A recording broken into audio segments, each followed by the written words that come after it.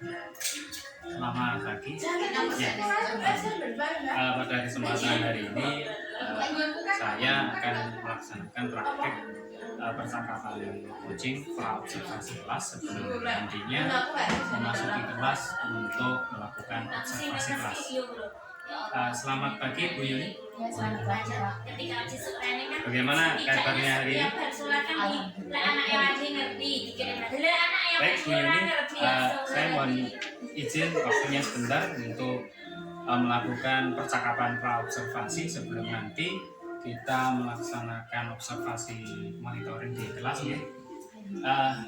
Bu Yuni,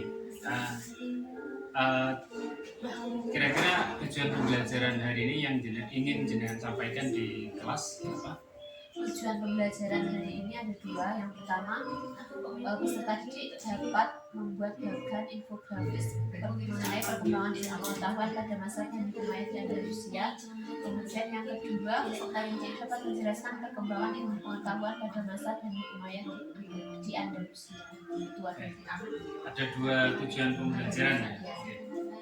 Dari dua tujuan pembelajaran yang ingin jenengan capai nanti, kira-kira area pengembangan di dalam proses pembelajaran nanti apa yang hendak dicapai di area pembelajaran ini?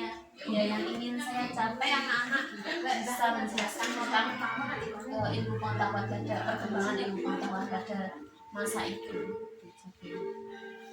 Oke, setelah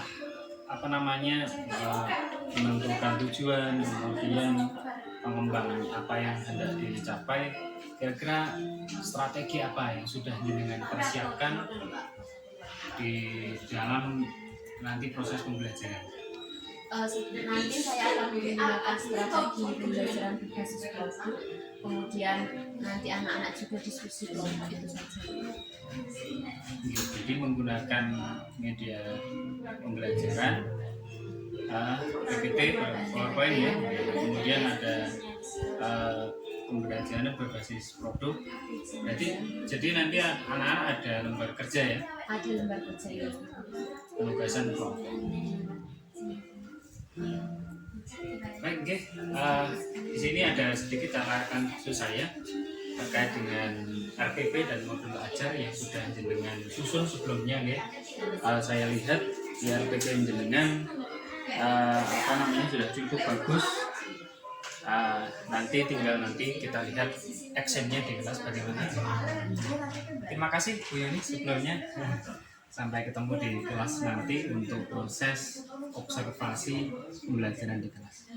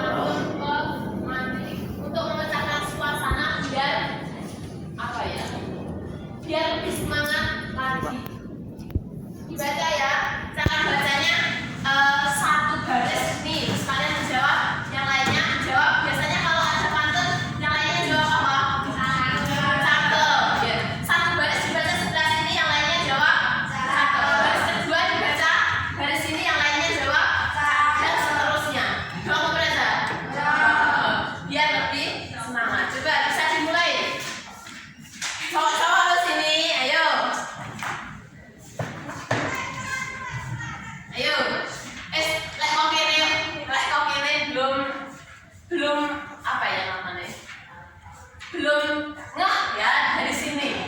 Nah, ayo dimulai dari Bella ke belakang. Gajah berubah bicara. Cakep. Halaman 225.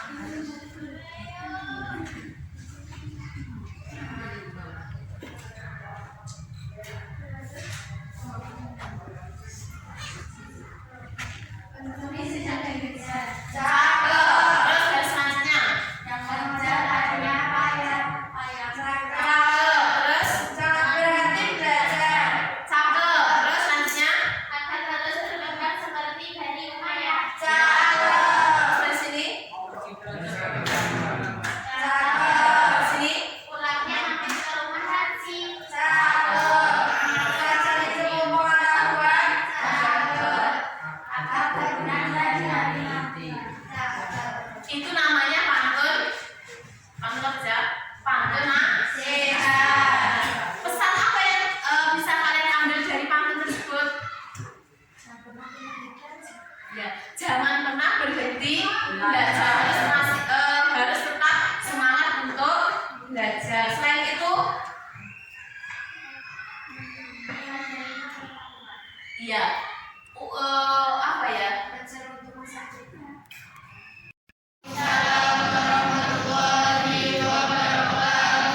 Semangat pagi anak-anak. Ya, semangat pagi walaupun sudah menjelang siang, tapi semangatnya masih semangat seperti mau berangkat sekolah. Hari ini masuk semua? Masuk ya? Masuk. Ya, masuk semua. Alhamdulillah. Nah, banyak nikmat yang perlu kita syukuri pada hari ini. Apa saja nikmatnya? Kesehatan. Ya. Dibuktikan dengan bisa datang ke sekolah. Tidak telat datang ke sekolah. Apalagi nikmatnya? Masih bisa makan? Masih bisa makan. Apalagi masih bisa jalan? Masih banyak nikmat yang lainnya yang perlu kita syukuri. Hari ini kita akan belajar tentang Andalusia, kota peradaban Islam di Barat. Akan tetapi sebelum masuk bab ini, coba kalian buka paket halaman 225.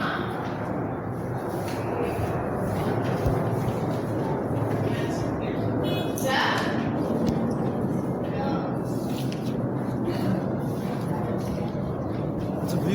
Mari pantun dulu, pantun ke mandi untuk memecahkan suasana biar apa ya? Biar lebih semangat lagi. Dibaca ya, cara bacanya satu baris nih. Kalian menjawab, yang lainnya menjawab. Biasanya kalau ada pantun, yang lainnya jawab apa?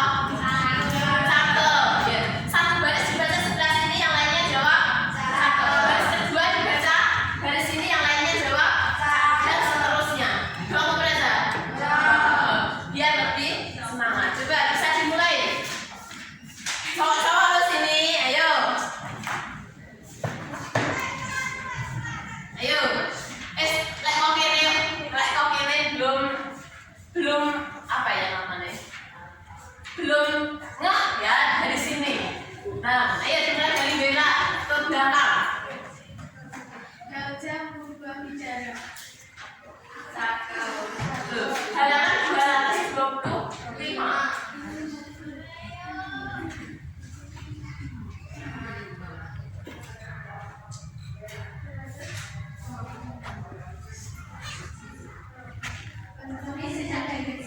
Cakep.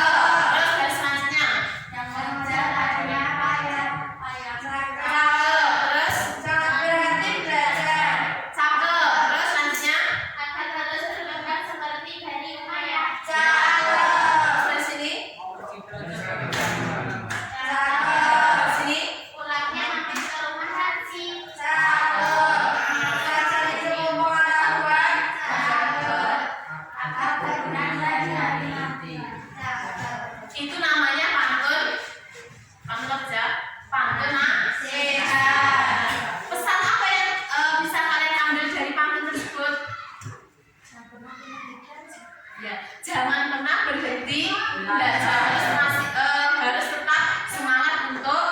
belajar. Selain itu, iya, apa ya? Belajar untuk masa depan.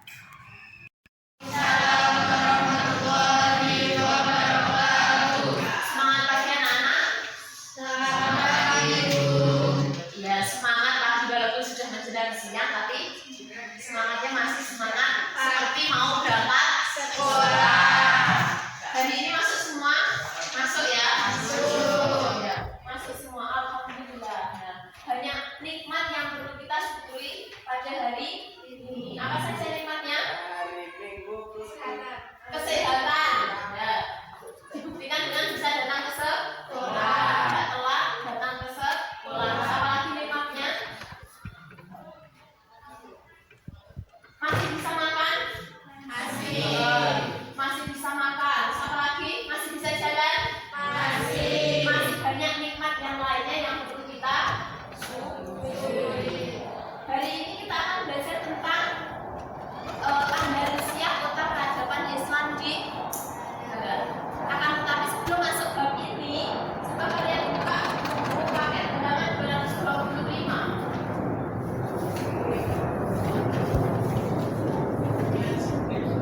Ya.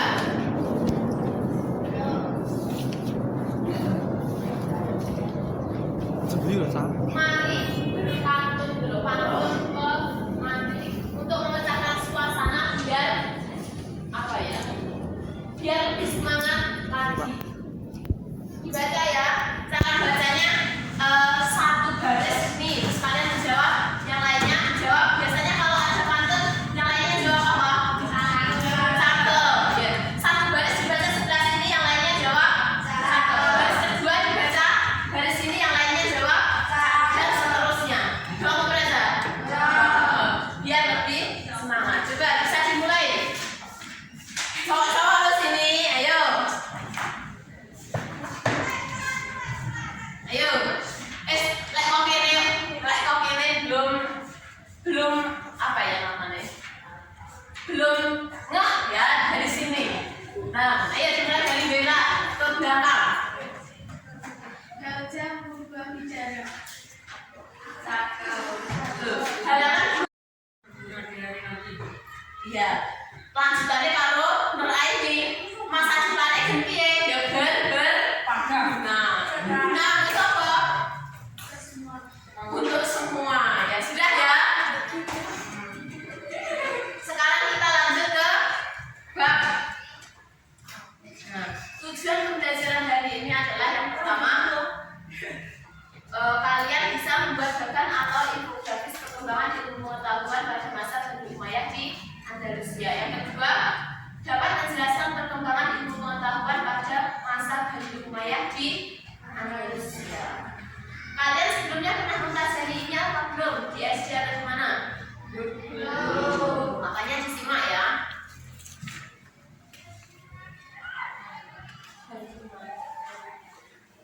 Andalusia adalah sebutan satu wilayah di semenanjung Iberia atau Eropa Barat. Berasal dari kata Vandal, nama suku yang mendiami wilayah tersebut. Kata Vandal berkembang menjadi kata Andalusi, kemudian menjadi Andalusia. Sekarang itu tempatnya di mana? Nah, kita lihat. Ada yang tahu ini benua apa? Benua Eropa. Nah, Andalusia itu sekarang berada di sini. Kelihatan atau enggak? Di warna kuning. Ada yang bisa membaca itu negara mana? Spanyol. Ya, negara Spanyol. Kalau sekarang namanya berubah menjadi negara Spanyol, berubah menjadi Spanyol. Kalau dulu namanya Bani Umayyah, ya. Bani Umayyah sekarang menjadi Spanyol.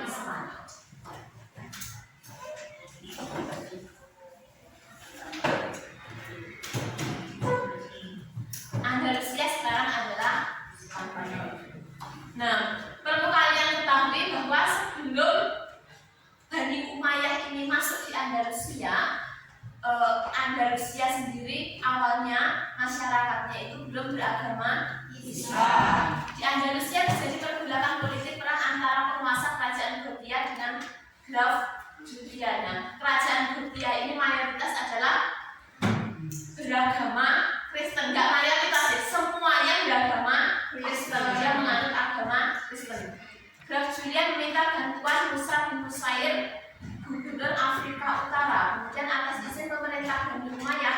Khalid bin Abdul Malik dikirim pasukan Islam dipimpin oleh Tariq bin Zaid. Terjadi perang keras antar pasukan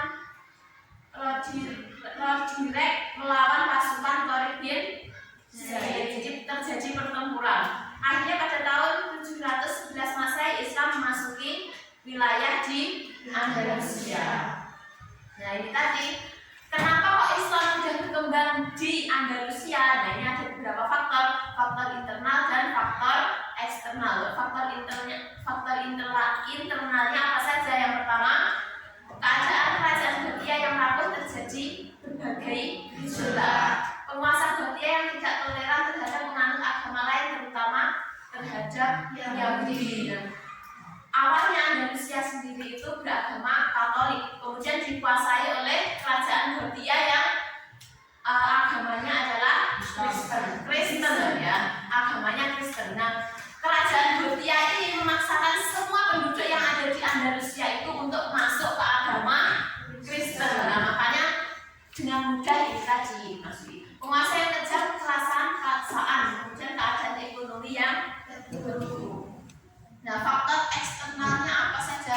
Perlawanan oleh kelompok agama yang berbeda dengan penguasa. Hubungan Muslim dengan umat Kristen di Afrika Utara yang sangat terbuka bersama melawan penguasa yang dolim. Dan agama Islam membawa misi perdamaian, toleransi tahu tak? Kalau agama Islam itu sesama manusia itu memiliki sifat toleransi, walaupun dia tidak beragama Islam tapi masih memiliki sifat toleransi. Tapi kalau agama ini tadi, kerajaan Gothia ini tidak memiliki sifat toleransi ya, dia memaksakan kehendaknya pada orang lain. Kemudian kesejahteraan dan keadilan. Nah, ibrah dari masuknya Islam di Andalusia. Ibrah itu apa bocah? Hikmah ya. Hikmah dari masuknya Islam di Andalusia. Hikmahnya apa saja? Yang pertama adalah keberhasilan dakwah perluasan Islam mengedepankan perdamaian, kesejahteraan, toleransi dan keadilan. Jadi Islam itu tidak memandang siapa, tetapi memandang semuanya adalah kita itu bersama ya. Tidak memandang kamu itu dari suku mana, kamu itu dari agama apa, kamu itu dari jenis kelamin apa. Ya, jadi menjadi satu kesatuan. Islam menjadi besar dan kuat di Andalusia. Kejayaan dan perkembangan Islam di Andalusia. Andalusia sebagai pusat peradaban ilmu pengetahuan Islam yang mampu menghilangkan kemajuan Eropa saat itu. Jadi jauh-jauh sebelum sekarang ini Islam itu sudah maju. Ini dibuktikan dengan apa? Dibuktikan dengan banyaknya ilmuwan yang lahir pada saat itu. Sekarang sejarah Daulah Umayyah II. Namanya sejarah Daulah Umayyah II ya. Kalau Umayyah II itu di Andalusia, kalau Bani Umayyah yang satu di Damaskus. Kalau kita sekarang mempelajari yang Daulah Umayyah II. Saat Bani Umayyah itu digantikan Bani Abbasiyah, Abdurrahman Ad-Daqil melarikan diri masuk Andalusia. Saat itu keamiran Andalusia dipimpin Yusuf bin Abdurrahman Al-Fahri yang sedang menghadapi pemberontakan suku Mudar keturunan bangsa Yaman.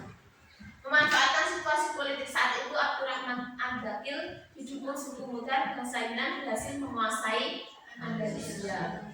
Oleh Khalifah Al-Mansur, Khalifah Bani Abbasiyah, beliau diberi gelar Sakor Quraisy yang artinya Raja Wali Quraisy. Khalifah-khalifah terkenal diantaranya adalah Abdurrahman I, Hashim I, Abdurrahman Al-Aus, Abdurrahman An-Nasir. Nah, jadi ketika Bani Umayyah yang satu itu mengalami keruntuhan, kemunduran dan dikuasai oleh Bani Abbasiyah, nah salah satu pemimpinnya itu lari ke Andalusia dan mendirikan kerajaan yang namanya Bani Umayyah II ya.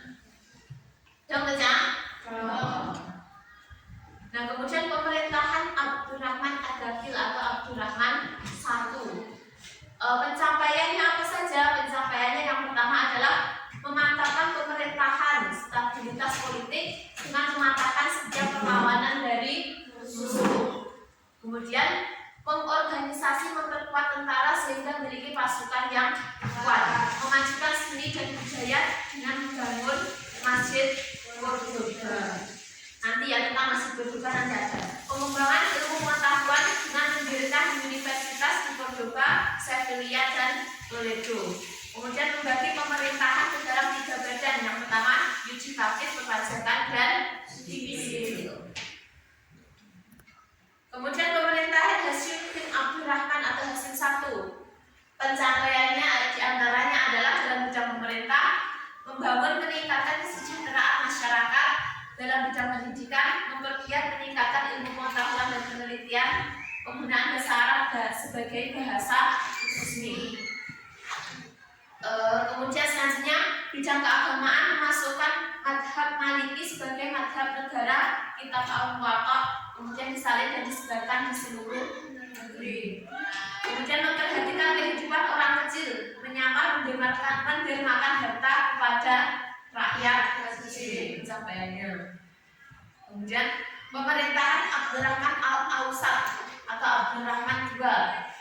Pencapaiannya adalah dia dicintai rakyatnya, kemauannya keras, memiliki wawasan luas, berhasil dalam pemerintahannya. Kemudian mewujudkan stabilitas dengan mengatasi huru-hara. Karena di negara Eropa sana, walaupun ini sudah berkembang pesat, tapi masih banyak serangan musuh dari agama-agama lain. Kemudian membentuk armada lawan yang kuat untuk melawan perampok bangsa Muhammadiyah. Kemudian memperhatikan pendidikan dengan pendidikan perguruan tinggi dan perpustakaan. Kemudian pemerintahan menerapkan kebebasan beragama, mengedepankan nilai akhlak. Selanjutnya yang ketiga pemerintahan Abdurrahman An-Nasir atau Abdurrahman III.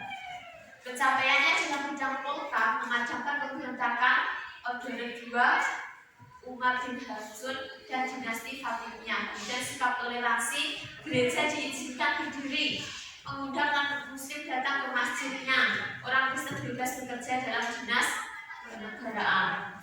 Bidang ilmu pengetahuan, buku Yunani diterjemahkan dalam bahasa Arab, membangun perpustakaan, Cordoba menjadi puncak kejayaan. Kejayaan Islam di Andalusia ini dibuktikan dengan berbagai hal. Yang pertama, perkembangan ilmu pengetahuan dan pembangunan fisik. Baghdad, Konstantinopel, Cordoba merupakan 3 kota yang menjadi pusat kebudayaan dunia saat itu. Terdapat 113.000 rumah, 70 perpustakaan, toko buku dan ratusan masjid.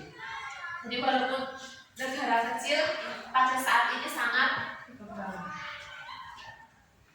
Nah sekarang dari peninggalan Bani Umayyah di Andalusia dalam bentuk bangunan fisik. Tadi kan peninggalannya, kejayaannya itu dalam bentuk bangunan fisik dan ilmu pengetahuan. Dalam bentuk bangunan fisik yang masih ada sampai sekarang adalah salah satunya adalah Masjid Cordoba. Didirikan oleh Pangeran Abdul Rahman, dibangun pada tahun 784 Masehi dan selesai dibangun pada tahun 987 Masehi. Nah, pada saat itu masjid ini menjadi masjid terbesar di dunia ya, kecuali Ka'bah. Jadi nomor 2 di bawahnya Ka'bah menjadi nomor 2 masjid yang paling besar. Kemudian Istana Alhambra. Alhambra ini berada di Granada, letaknya di bukit berbatuan yang sulit diakses. Nama Alhambra berasal dari kata Arab yang bermakna kastil merah. Alhambra ini indah dan megah, adalah pusat dari puncak ketinggian arsitektur Spanyol. Bangunannya seperti itu. Lihat yang belakang. Kemudian The Royal Alcazar atau Alcazar Sevilla. Nah, The Royal Alcazar terletak di Spanyol bagian selatan, tempatnya di Sevilla. Merupakan bangunan spektakuler yang memiliki ornamen dinding dengan skrip bahasa Arab, termasuk frasa wala mulik ilallah. Nah, yang artinya tiada pemenang kecuali Allah. Nah, jadi bangunan ini terdiri dari ukiran-ukiran seperti itu. Kemudian kota Azhara. berkuasa di Cordoba, dia mulai membangun kota Islam yang megah. Dia memberikan nama Medina yang berarti kota yang bersinar. Medina Az-Zahra, kurang yaitu. Dia memberi nama Medina Az-Zahra yang berarti kota yang bersinar. Az-Zahra berlokasi sekitar 5 mil dari ibu kota Andalusia, Cordoba, dan berada di bawah kaki pegunungan Sierra Morena. Kalau dilihat dari sini, ini hanya puing-puingnya saja. Tinggal puing-puingnya saja. Ini bangunan utama dan tidak meninggalkan keindahannya pada saat itu. Nah, ini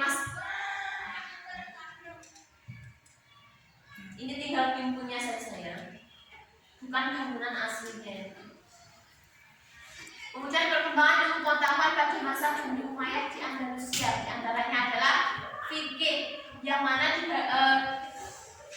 pada masa Bani Umayyah di Andalusia ini menganut mazhab Imam Maliki ya, bahasa dan sastra, bidang seni dan musik, bidang filsafat. Filsafat itu apa saja? Ilmu tentang cara berpikir yang kritis ya. Kemudian bidang sains, bidang ilmu pengetahuan, bidang sejarah.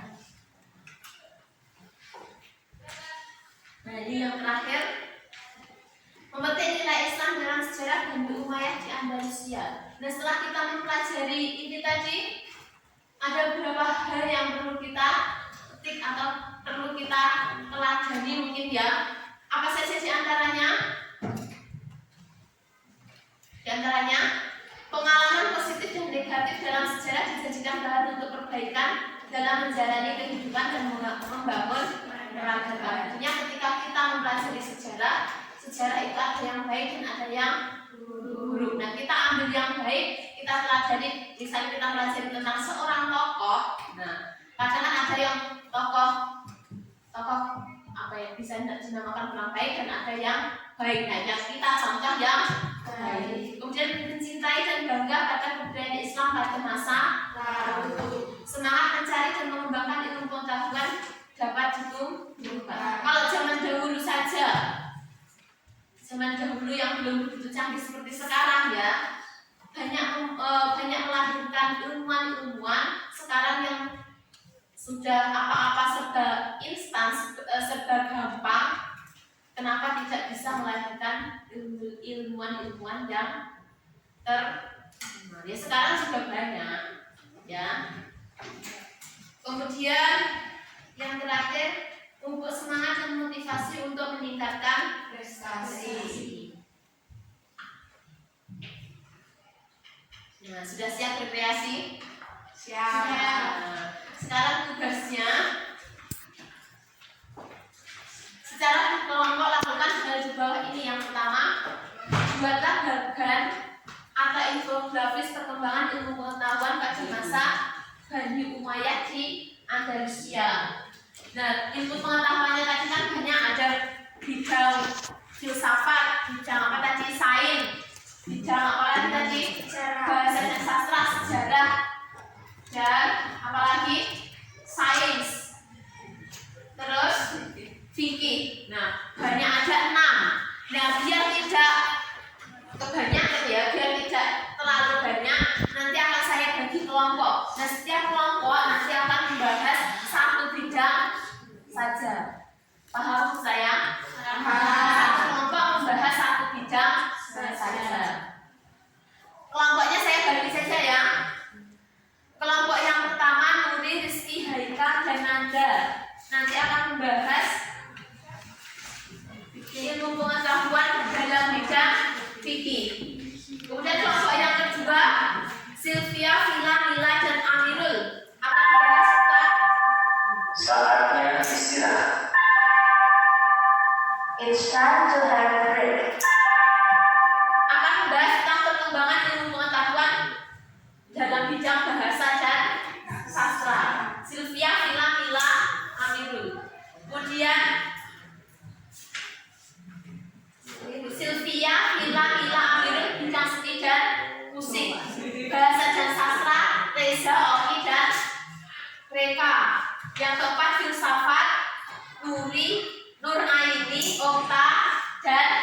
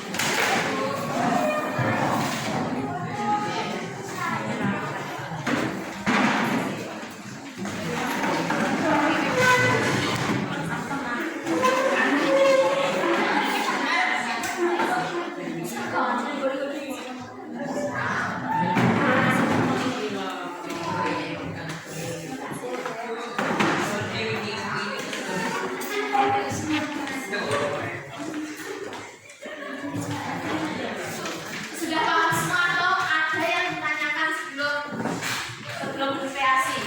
Kalau ini bertanya, boleh dibuat sekreatif mungkin ya. Boleh diwarnai, boleh. Terus, misalnya dikasih tulisan apa itu? Ya, yang penting tidak keluar dari bab. Ya. Yang kalian catat adalah nama dalam bidang itu, misalnya dalam bidang fikih, tokohnya siapa saja kalian tulis. Setelah itu kalian tulis karyanya apa saja. Ya.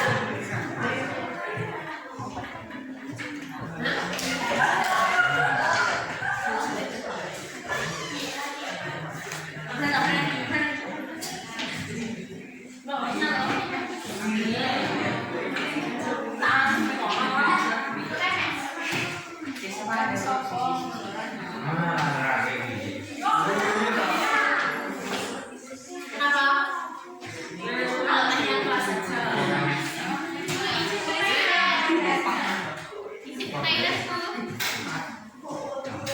Ya, maksud saya membuat gambar atau infografis. Nah, tentang itu tadi, tentang perkembangan pengetahuan bidang yang bagian apa? Dapat saya apa? Bidang sains. Nah, dalam bidang sains itu tokohnya siapa saja?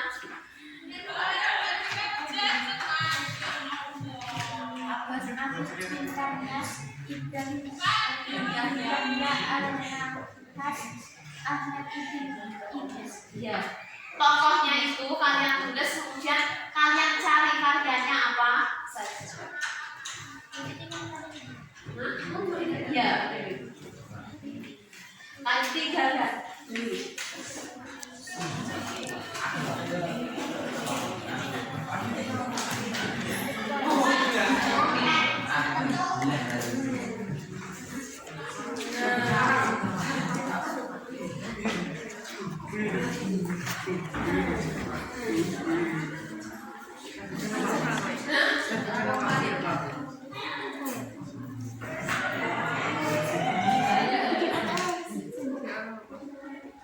Reza bahasa dan sastra. Reza Okereka bahasa dan sastra.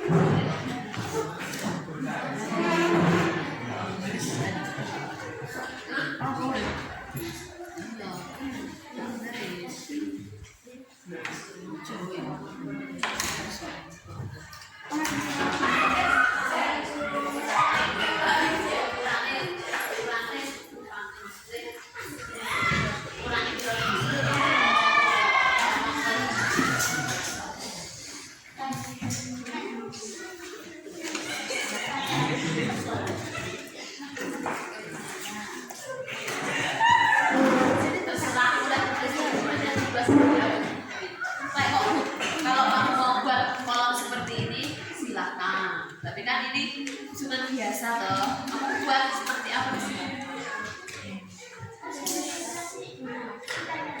Ya.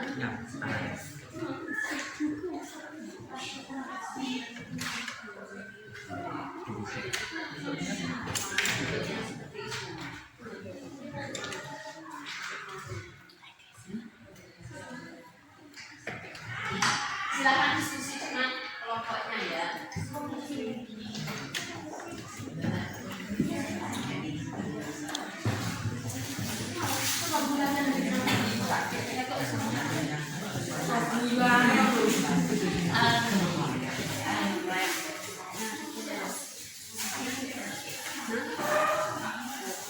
Foto, jadi kan misalnya kamu mau menempelkan, nah dikasih foto, tulis namanya siapa, karyanya apa. Kan setiap tokoh ini pasti punya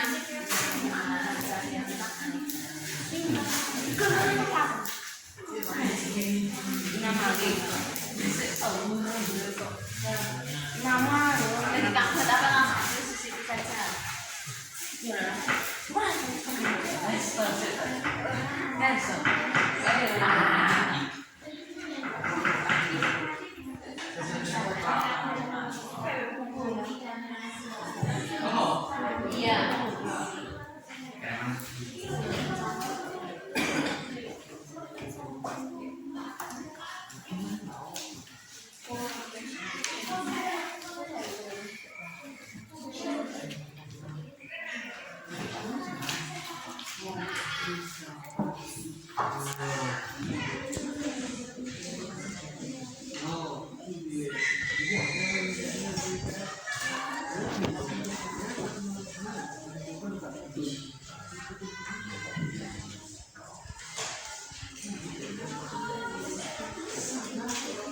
Ada yang tanya lagi?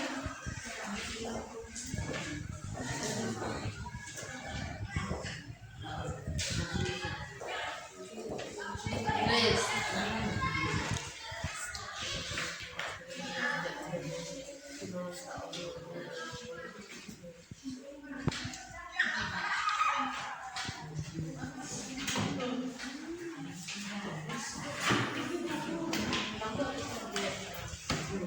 Cuma satu tak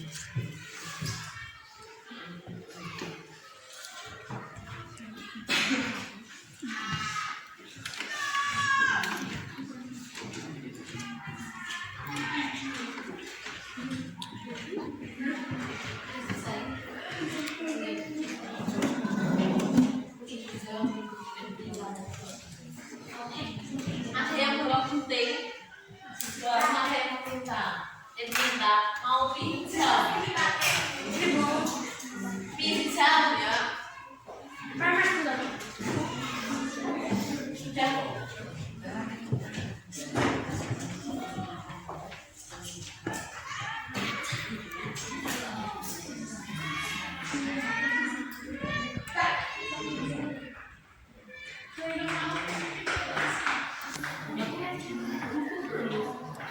Bukan dia kasih nama sama.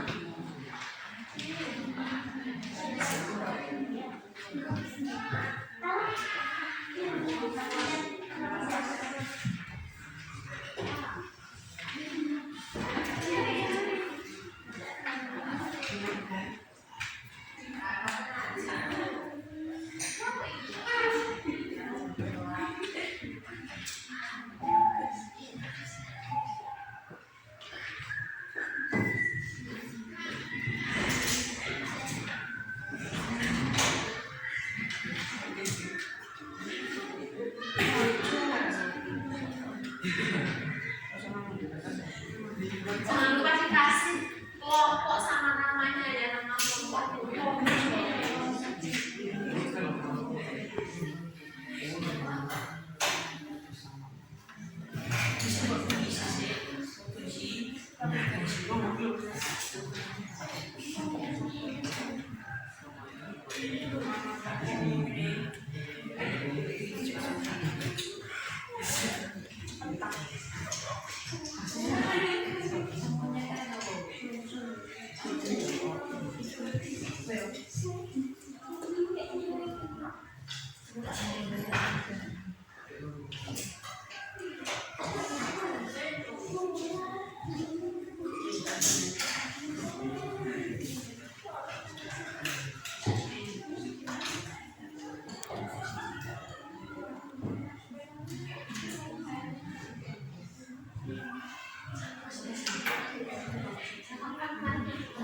Kelompok 4, sekarang presentasi kelompok yang terakhir. Kelompoknya Cesi, Nur Aini, dan Okta. Perkembangan ilmu pengetahuan dalam bidang filsafat. Silakan maju.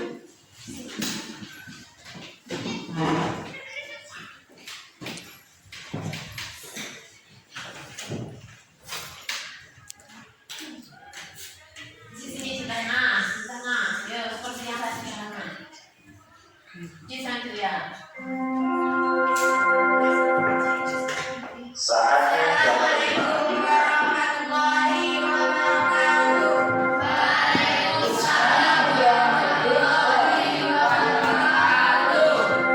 Kami akan mempresentasikan hasil diskusi kami tentang perkembangan ilmu pengetahuan pada masa Bani Umayyah di Andalusia dalam bidang filsafat.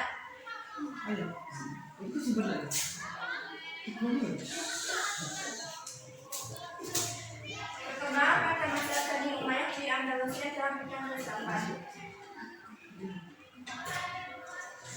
Al-Qasim Nurrasyid karya Hidayatul Mujtahid Fas Alama Mak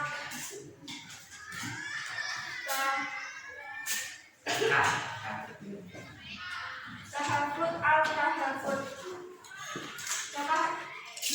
Notified karya Haidi Nuya Sad The Awakening of the Soul Haidman dan Roman Hill. Tokoh Abu Bakar Muhammad Ibnu al-Syari karya El Regiment del Solitario Rosa 2. Regime del Solidario. Tokoh Al-Farabi. Karya Harfler Kitabi on the Perfect Al-Jahil Rayi Al-Hikmah. Ini tadi presentasi dari kami. Ada teman-teman yang mau bertanya, silakan. Silakan bertanya kalau ada yang belum jelas.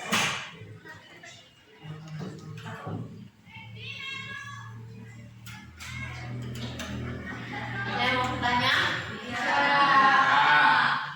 Kalau tidak ada silakan tutup. Sekian dari kami. Wassalamualaikum warahmatullahi wabarakatuh.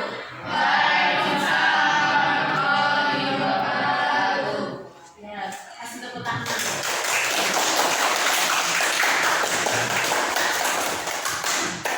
Itu tadi kelompok yang terakhir. Dari kelompok pertama sampai kelompok terakhir, kebanyakan kurangnya itu di nama tokoh, karya sama karyanya itu tentang apa sih? Tulis ya, karyanya itu tentang apa? Misalnya ini Ibnu Rusyid itu tentang pasal al-maqal. Nah, itu tentang apa? Karyanya itu tentang apa? Semua tentang apa? Mayoritasnya ini kalau dalam bidang filsafat ini tentang buku ya, buku tentang filsafat. Tapi tentang filsafat apa? Tulis ya, gambarnya itu saja. Terus yang terakhir, kalau kalian amati semakin kesini perkembangan ilmu pengetahuan bagaimana? Semakin maju. Nah itu berkat apa toh? Ya, perkembangan teknologi itu berkat apa? Berkat manusia ya, berkat manusia yang mengembangkan ilmunya. Nah, ada sebuah pepatah yang mengatakan bahwa al-insanu hayawanun natik. Manusia adalah hewan yang berpikir. Kalian semua sudah punya otak? Kalian semua punya otak? Punya. Bisa berpikir? Bisa. Kalau kalian seperti itu, maka gunakan akal dan pikiran kamu untuk hal-hal yang baik, ya, menciptakan sesuatu yang baik. Ada yang ditanyakan apa enggak dari materi hari ini? Tidak. Kalau tidak ada yang ditanyakan, marilah kita tutup dengan baca hamdalah bersama-sama.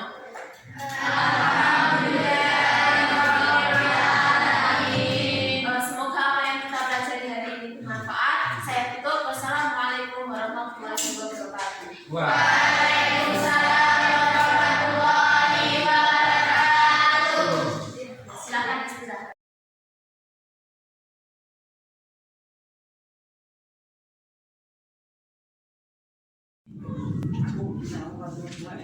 Selamat siang Bu Yuni.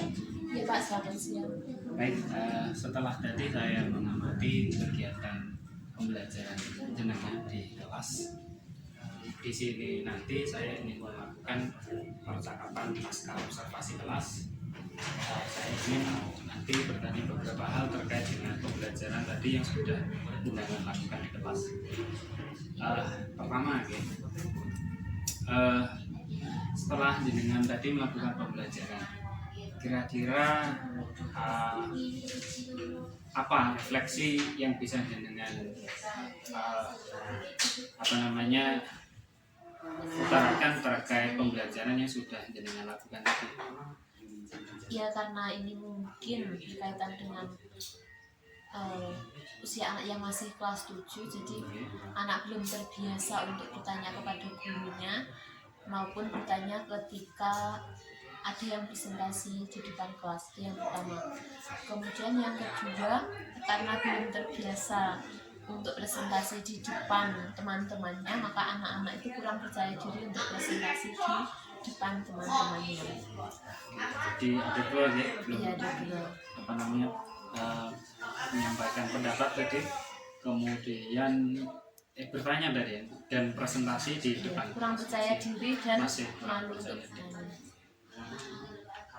Baik, setelah jenengan menemukan tadi setelah pembelajaran terdapat anak yang masih belum berani atau malu-malu ketika melakukan presentasi, kemudian juga diminta untuk bertanya juga kelihatannya masih sulit, belum aktif.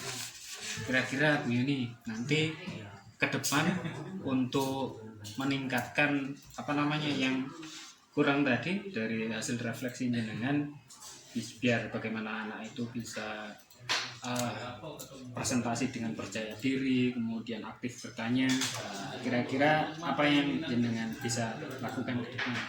Ya, untuk menumbuhkan rasa kepercayaan diri anak mungkin lebih mengajak anak untuk lebih sering berbicara di depan teman-temannya, ataupun berdiskusi, ataupun menyampaikan pendapat. Kemudian untuk memancing siswa agar tidak malu ketika bertanya, ya kita sering memancing pertanyaan. Jadi istilahnya melontarkan pertanyaan supaya nalar kritis anak ini muncul gitu ya. Ya. Baik, itu tadi kaitannya dengan pembelajaran yang sudah dilakukan ya. Untuk pengembangan diri jenengan dengan segala kelemahan yang sudah jenengan sampaikan tadi, kira-kira rencana pengembangan diri apa yang kira-kira bisa menunjang menunjang kompetensi jenengan sebagai seorang guru? Ya, untuk sementara ini ya saya berusaha untuk menciptakan pembelajaran kelas yang menarik, Menciptakan pembelajaran dan suasana kelas yang Terus untuk menciptakan kelas yang menarik, selama ini yang sudah jenengan lakukan, misalnya ngobrol dengan rekan guru, benar kaitannya dengan bagaimana menciptakan suasana kelas yang menarik. Kalau untuk misalnya pelatihan misalnya pelatihan kaitannya dengan bagaimana menciptakan kelas yang menarik, menggunakan misalnya kalau di sekarang itu kan banyak ya diklat online, misalnya membuat presentasi menggunakan Canva, ini kan biar menarik. Sudah pernah jenengan lakukan yang hal seperti itu? Ya sudah pernah, tapi kurang saya rasa. Okay. Jadi nanti ke depan jenengan tingkatkan lagi ya, kaitannya dengan pengembangan diri. Baik, terima kasih Bu Yuni. Saya rasa untuk percakapan pra-observasi hari ini sudah, pasca observasi hari ini sudah selesai. Terima kasih atas waktunya, terima kasih atas bantuannya. Semoga ke depan pembelajaran dengan jauh lebih baik lagi dan anak-anak juga bisa terpenuhi kebutuhan. Selamat siang Bu Yuni, terima kasih.